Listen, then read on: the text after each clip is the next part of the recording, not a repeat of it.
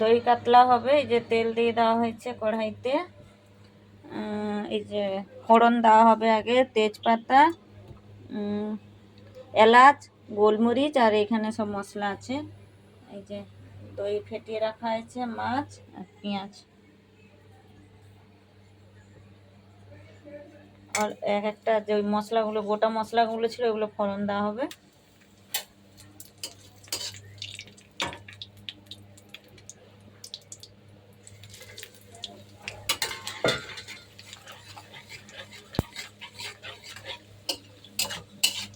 ফোড়নগুলো দিয়ে দেওয়া হয়েছে যতগুলো ছিল।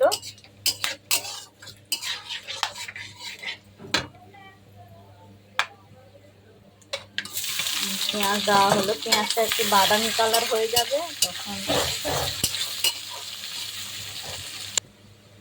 পেঁয়াজ হয়ে গেছে বাদামি কালার। এই যে আদা আদা রসুনের পেস্ট,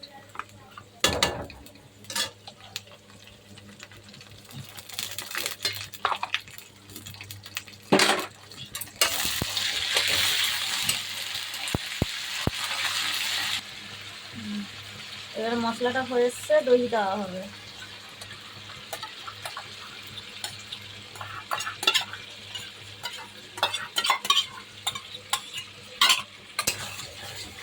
দইটা দিয়ে একটু নাড়াচাড়া করা হবে, তারপরে জল দেওয়া হবে, ব্যাস।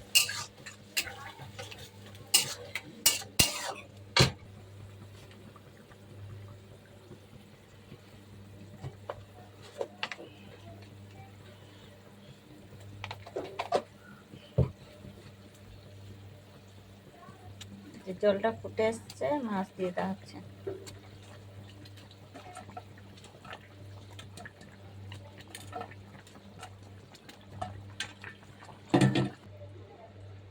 ধনিয়া পাতা দিয়ে নামিয়ে নেওয়া হবে।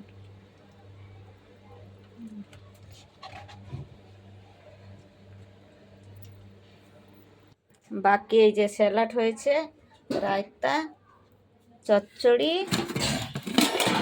আর এখানে ভাত।